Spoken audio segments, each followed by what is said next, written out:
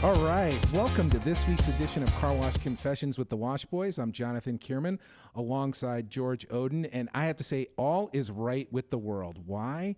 Because George is back in the studio. George, I am so happy to see you. Well, thank you. I'm happy to see you too. You're more animated than usual, which is actually a high bar. I got to have you here, and if you're here, then it gets the energy level up and going. It was very lonely here without you. I can understand that. Although with Daniel and Robin back there, I mean, they're pretty entertaining. They are pretty entertaining. But, I think, having you in the studio, we feed off of each other and, it's fun. So I'm glad to have you back. Well, thank you. I'm glad to be here. Yeah. Well, hey, listen, you just got back from a big trip. What confession do you have this week? Actually, it's from before my trip. I really can't confess anything from the trip. That's okay. It's too horrible. Okay. So I had my whole family up in Park City. So my daughter and her boyfriend and my son and my mother, my wife, myself. Everybody was there. Okay. Enjoying it not being 1,000 degrees. Okay. And my wife made a absolutely amazing lemon tart with blueberries on it. All right. And we ate, I don't know, 3/4 of it at dinner, and then everybody was looking forward to having it for breakfast the next morning. Yep. Come down the next morning, and it's gone. Okay. And a great mystery. And my mother has my mother weighs like 84 pounds, will do things in the middle of the night, like does she sleepwalk, or is she just? No. She's fully aware of what she's doing. She is conscious. Yeah, she'll tear into something, and everybody instantly blamed her. She, said she didn't do it, but she always does. Right. So she was the easy person. She was the easy person to blame, and right. I'm just now coming clean. Okay. That it was me. It was you. Just now. Just now. First time. Yeah. So hopefully no one from my family will see the podcast. Do you think your mom's going to be mad at you? Oh, yeah. I think she will be. Oh, that's awesome. Because, she definitely, there was no question she did it. Oh, that's hilarious. I sold it hard. I like it. Yeah. That's good. That's sneaky. That's really good, George. I like it. Well, I'm going to steal one from your page. I have a golf one. So I think, I told you I'm taking golf lessons, and I've been trying to get out, at least once a week, maybe once every 2 weeks, to play a round of golf. And the game's been getting better. And I was on the 5th hole a week ago, and I hit this shot off the fairway, and it kind of went towards the trees. And I go over to see the lie of the ball, and there's a tree, and I'm left-handed.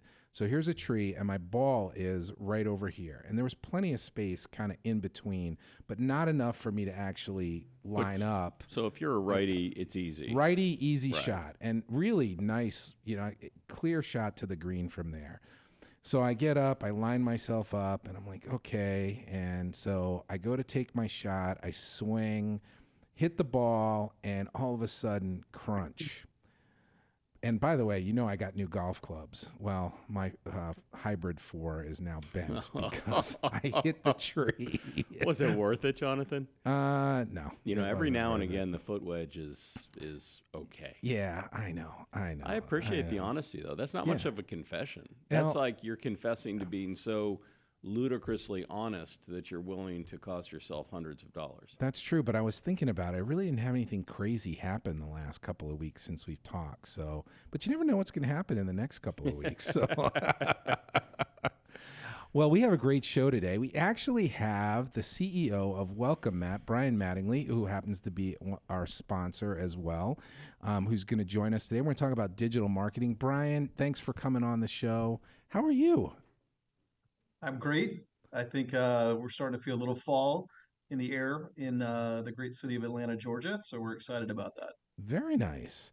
So why don't you share with everybody a little bit about Welcomemat and how you got started and how you got into the car wash space? Can we actually understand what fall feels like in Atlanta? Does that mean that's a good question? 85% humidity instead of 100? I mean, what? That's a really good question. I mean, what do we had? There are no leaves changing colors or anything like that, right? No leaves changing. We went from 97 to 89, and that's a little fall in the air for us. All right.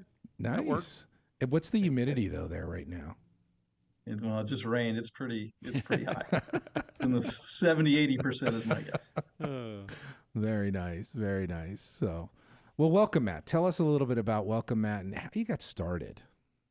Yeah, I love this. I actually I do this. I speak at Georgia State University once a quarter, and I tell my story to the entrepreneurship group there. And so I'll give you kind of the basic gist of how I got here and how we got here as a company, and in how we got into car washing. And I'll start by telling you that my background is in software. So I used to work for a big organization, software organization in the world of data warehousing. So today you hear the term data lake and things like that, but back in the day they used to call it data warehousing. And so I worked in software that did that, essentially housed a lot of data.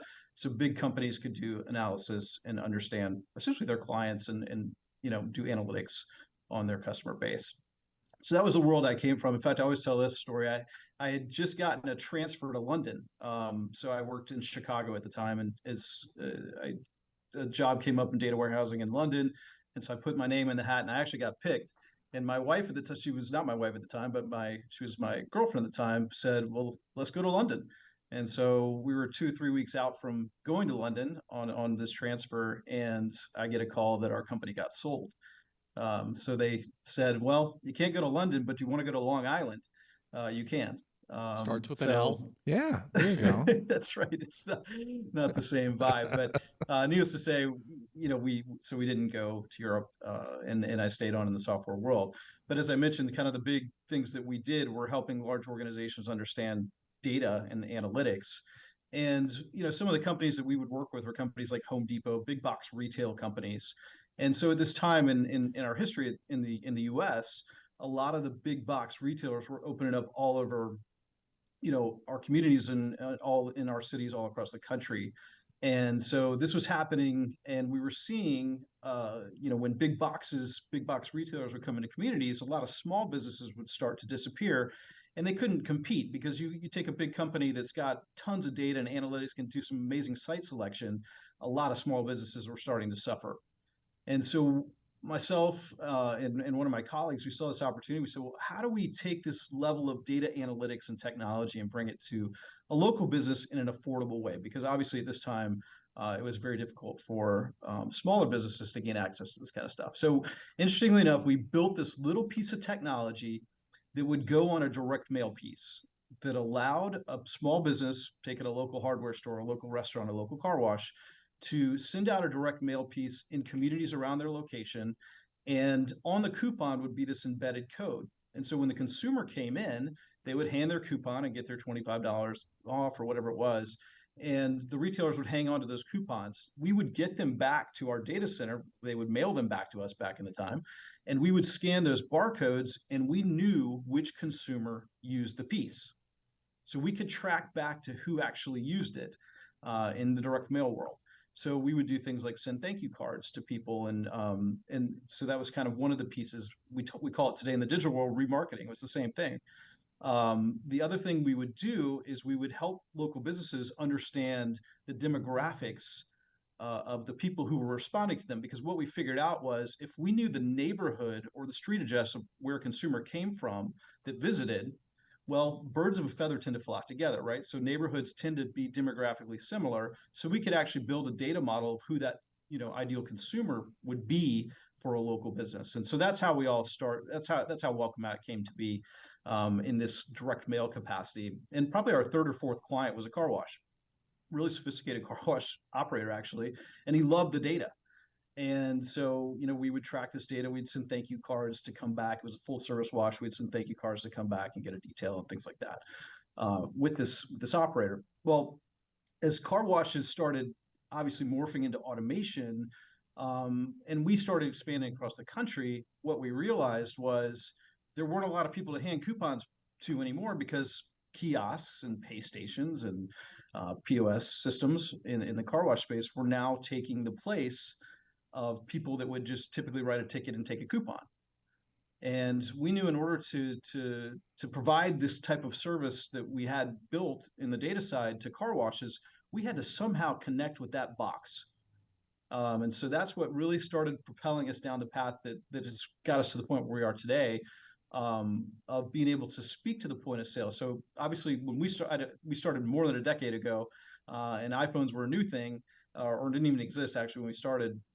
So, as things have moved into the digital front, we now do a lot of this stuff digitally. And, with digital and, platforms like Meta and Google and things like this, you can get all kinds of interesting data analytics, out of the digital world. But going back to the history of Welcomemat, it was all about bringing back data on the consumer so you could find more likely consumers and grow your business. So essentially that's how we started. In fact, we the direct mail side of things, we actually were in franchising for a while. We had franchisees all across the country. That's how we expanded.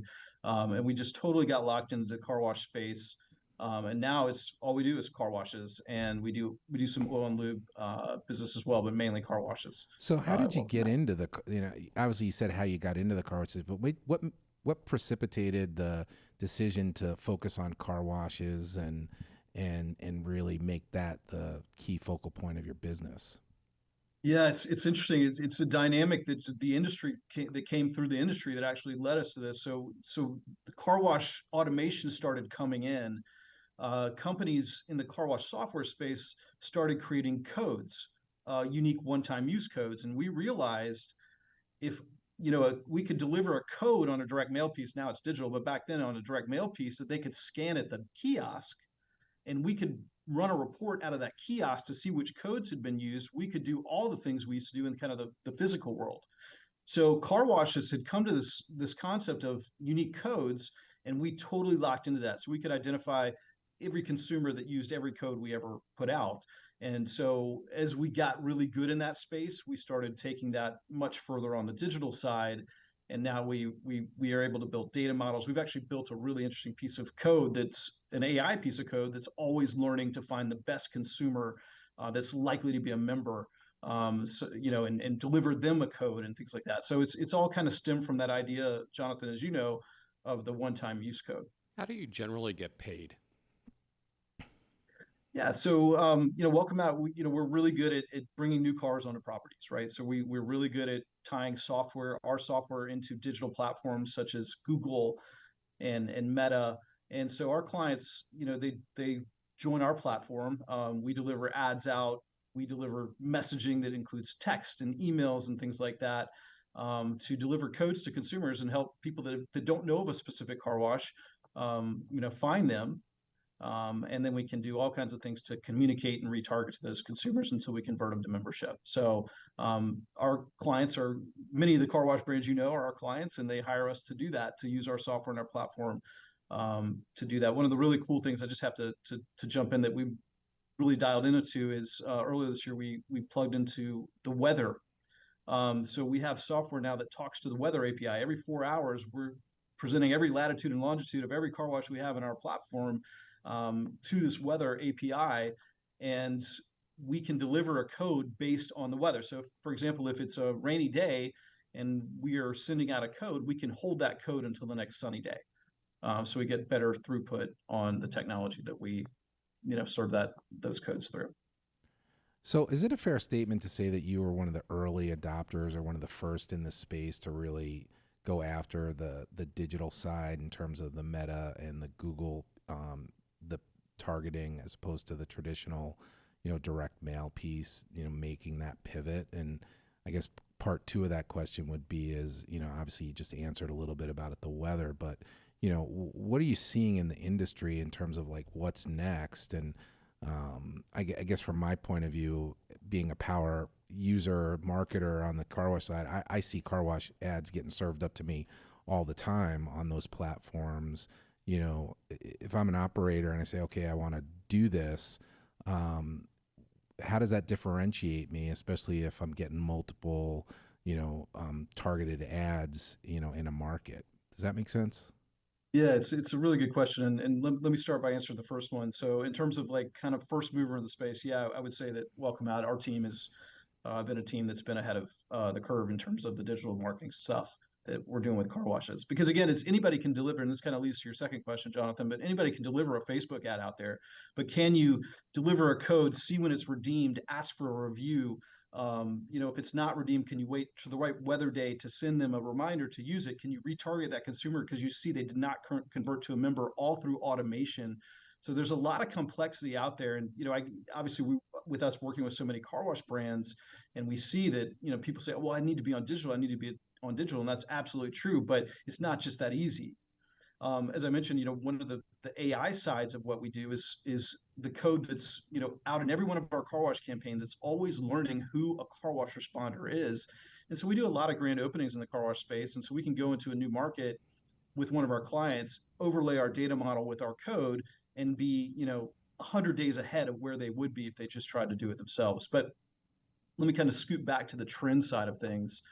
So I'll hit that, Jonathan. I think one of the things that we really are starting to see more and more of is just the competitive landscape that we're in. And so, having, strength with data models and having a good digital presence is now, needed more than ever. I think that one of the things that we certainly see is people and operators that kind of just could fly by with their member numbers for many years now are realizing they really got to start driving and operating a business, in a more sophisticated manner. And we're seeing a lot of that, a lot more. For example, gamification on the pay station, right? We see a lot of cool strategies that our clients use to actually, help their attendees, make the value proposition and reward them for that, and create competition amongst the organization. So running, an operation where you have attendees that are really good at, communicating the value of a membership. That's one thing we see. Obviously, running the strong operation, those are the winning brands, without a doubt. I think one of the newer things that we're seeing is a lot more community focus, and really trying to drive new revenue streams through the community. A lot of our clients have shifted gears and really started focusing on fundraising. For example, we have one, there's others out there, but there's digital platforms now where you can scale that, so you can really create a interesting new revenue stream with the ability to find people that are likely to be members and ask them to join, as they're supporting or being donors for fundraising. So a lot of our brands are diving into the community. Fleets becoming a thing. It's always been a thing, but we're hearing more and more about it on the B2B side. So that's certainly something. But I will say, being that car wash found, when people are searching car wash near me, you've got 90 to 95% of the U.S. population's on their phones. And the good operators know they got to own the digital space, Jonathan. And while there's a lot of noise out there, the ones that are using the right platforms and using the right tools and using the right capabilities are the ones that are leading the way. So you've spoken quite a bit about the capturing new customers and capturing new members. One of the biggest issues that any operator faces is member churn. Do you have a product or an approach that works in that arena as well? Yeah, I love the question, George. I think there's a couple different answers I'll give you on that one. So I think churn, my true belief, as someone who's been working in local marketing for many, many years, is churn starts with the consumer on the front end. So if you find someone who's likely to be a car wash member, demographically or psychographically, then they're less likely to churn out. So this goes back to the concept of, if you're just running coupons all over the place, you're going to find coupon consumers. Those are the people that are going to take advantage of a deal. They may sign up for a promotion on a membership, but they're going to churn out after the first month. But if you find someone, and this just happens to be a trend that we've seen, such as a soccer mom or a soccer dad, which typically are pretty good members, they have kids, they have pets. If you find those people and introduce them to your brand, get them in your tunnel, and you do a good job, those will be the 11-month, the 15-month, the 18 to 3 year consumers that will stay in your member base. So my first answer is, it starts on the front end. Find the right customer and they won't churn out. In terms of tools, of course, we have tools that look when a credit card, for example, is expired. We can, an involuntary churn, we can actually to communicate with that consumer. And I also think it's really important, and I think you probably heard brands talk about this, that you really get that habit formed of that new member to be washing, right? So the number one reason people don't or churn out is because they're not using it. Typically, that's what we see. We don't, in the surveys and such, we see, I'm not using it, that's why I'm not going to continue. But our goal, and one of the tools we have, is to get people to wash 4 times in the first 30 days, send them a value statement every week for that first 30 days they're in the member base and say, hey, members get, air fresheners or get to use microfiber towels or whatever the value statement is for the member. We're doing that every Friday for the first 30 days to really get that habit formed. So there's a couple different ways we go about that, but I do think truly, George, it starts on the front end. So if you look at the statistically, the trying to measure the success of your operation, and when you sit down across the table from Jonathan or any customer for that matter, and they're saying, "Yeah, I am thrilled that I engaged you and paid you to do this." What are the statistics that you look at? Do you have a view as to where Welcomemat customer would stack up versus the average in the United States? How good are you? Yeah. Well, George, really good, right? Team. We have a very good team, and we have some very good technology. Our CTO is a former Fiserv guy who's amazing with technology. So, so we have a very good team, and we have very good technology. But going back to the benefit and the reason why we're so ingrained in the car wash space is because we can track everything back to attribution. So I can sit down with a client at Welcomemat and say, hey, look, this many members came from Google ads. This many members came from a Facebook campaign. This many members came from a Nextdoor campaign, a direct mail campaign. So we have all this attribution because we're looking in the system and we can see when somebody becomes a member. So you have attribution. I think that's one of the key pieces. We also know when codes get redeemed. So one of the statistics we always look at is, somebody may respond to an ad on Meta, for example, but if they don't come to the property, that's a problem, right? So it's a wasted lead. So, we know that on average in the car wash space on digital, 40 to 60% of the people who fill out a form on Google or Facebook or any digital platform should put their 4 tires in your tunnel.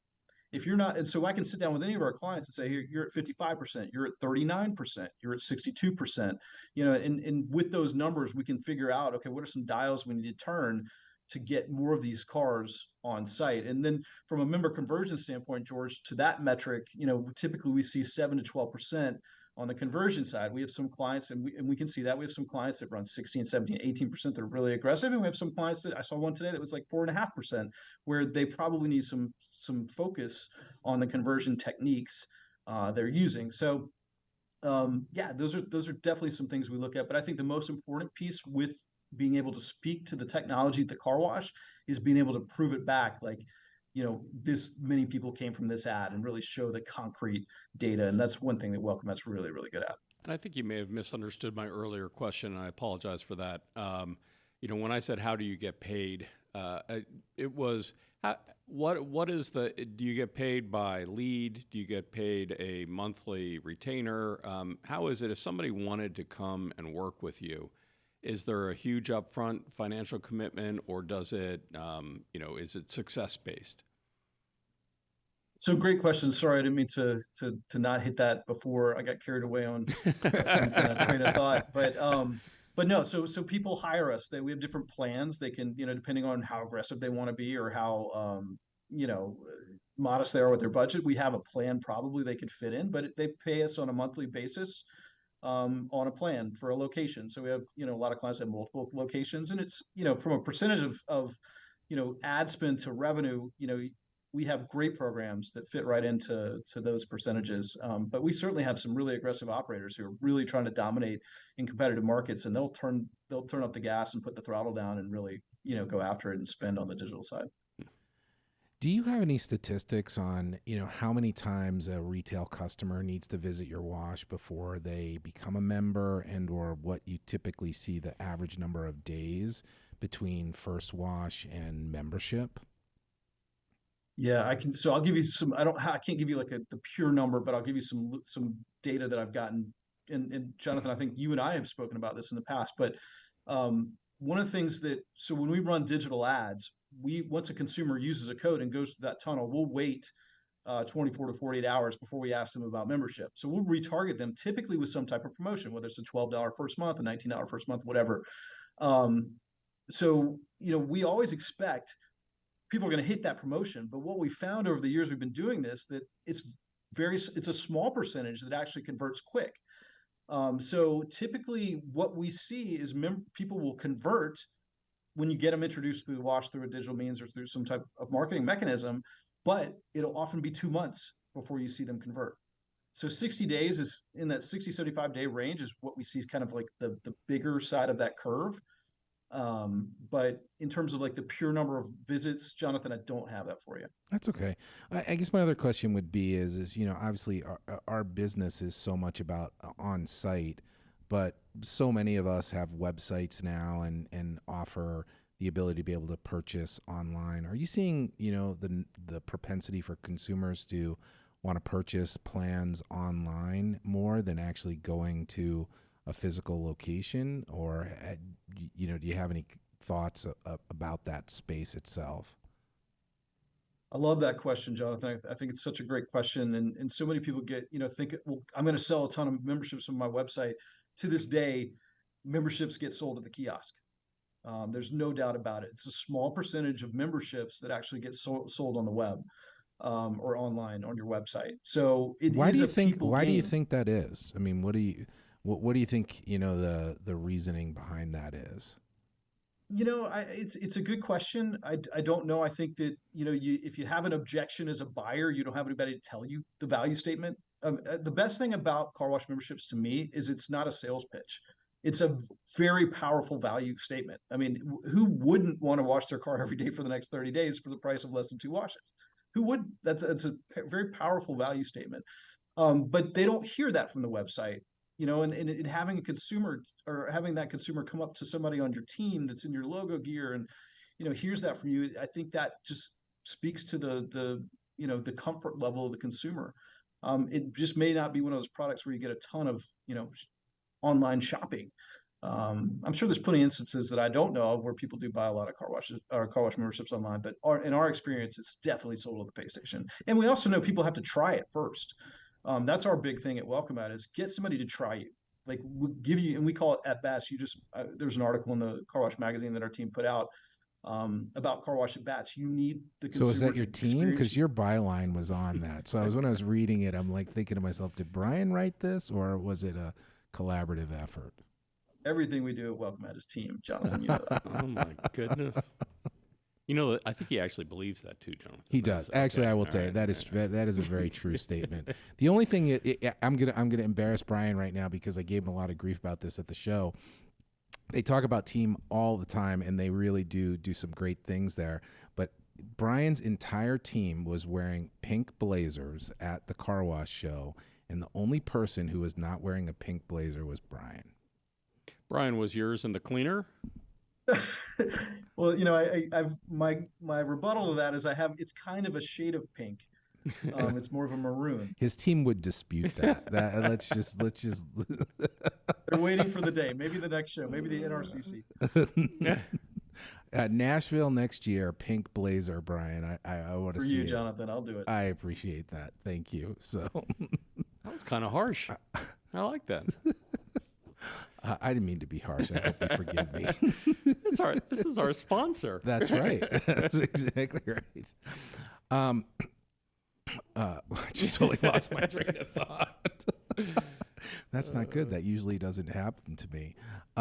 Brian, I guess we talk a lot about M&A. Obviously, that's the business that George is in, and I think you've kind of hit it. But maybe in like one or two sentences, you could share.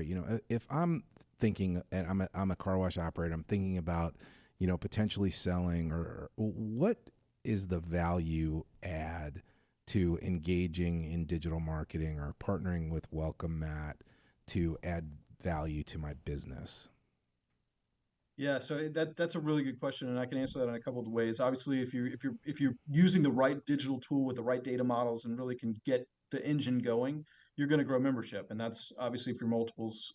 There's inflection points with member based, as George knows, that potentially could change your multiple. So having a really good defined digital strategy that's car wash specific is really important there.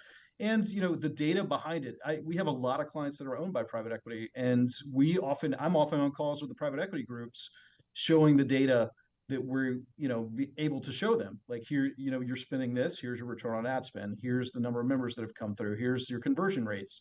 and having that data behind you adds a real layer of credibility and gives the PE guys what they want, because they want to put more gas on that if it's, obviously doing what it should be doing. Yeah.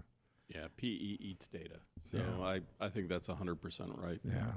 And you have the ability for your clients, you have a dashboard, right? So if I'm a customer, I can go into a dashboard by Welcomemat and see each one of my campaigns, what's happening with it, have accessibility to my leads, ad spend, all that type of thing, correct?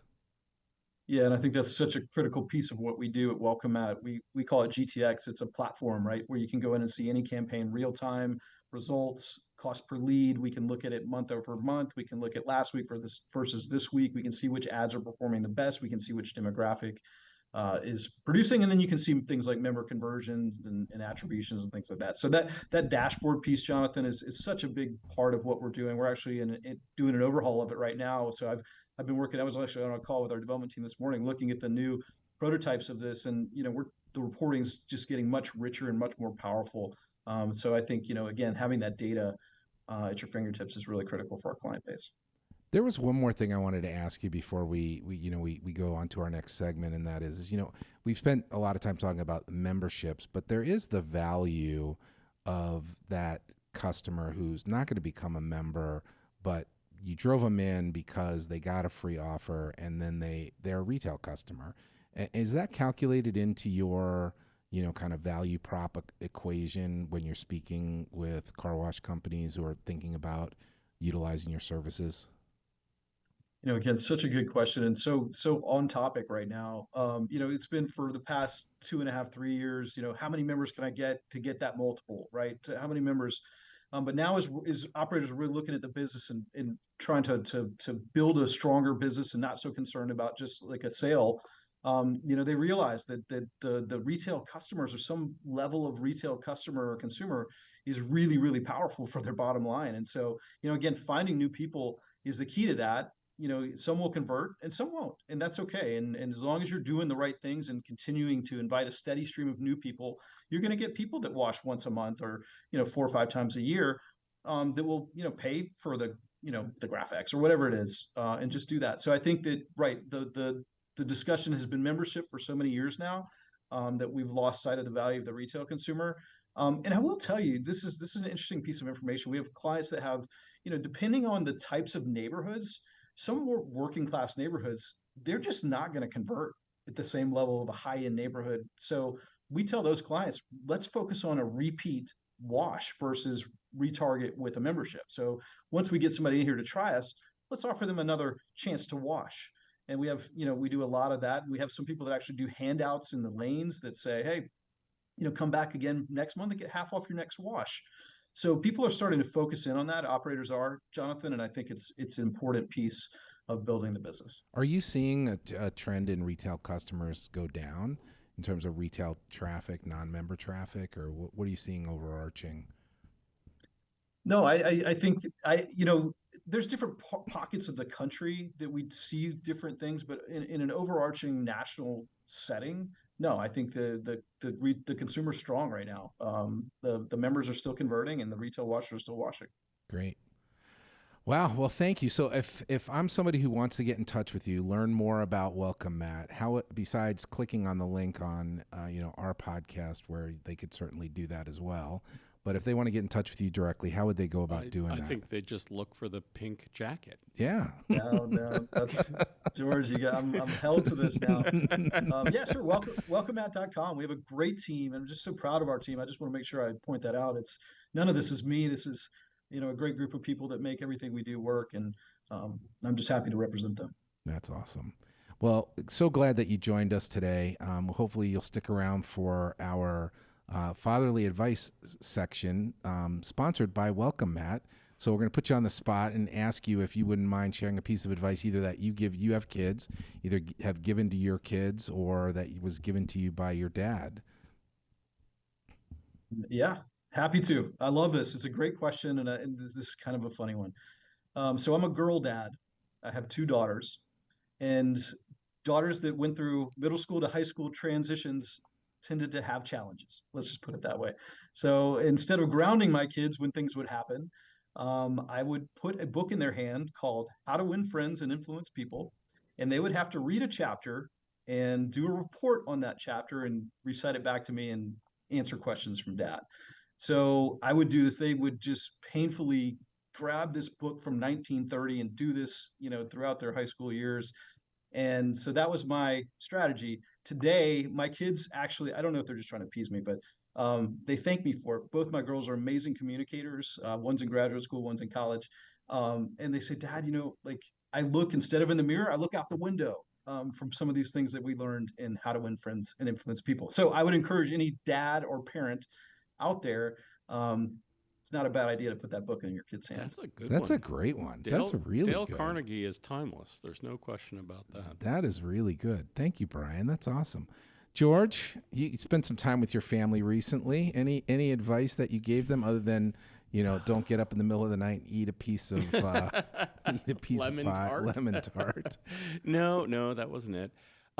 So actually, this week I'm going with my wife's advice to my kids, Okay. and I actually took this advice, and I'm gonna get pilloried for this. I know it because it's a little bit hokey, but she said, and she lives by this: every time you come to a stop sign or a red light, think of something you're grateful for. Wow. And man, it changes the outlook of your day. If you stop 4 times on the way to work, it just it changes your frame of mind. I was not a believer. I am. Wow, that's great. Now every time I'm gonna stoplight or stop sign, I'm gonna think about that. I hope That's so. Awesome. Tell your wife thank you for that. That's great. Well, I just want to share. I had a boss one time who had a sign on her desk instead of a nameplate. The sign on her desk said, "Just say yes."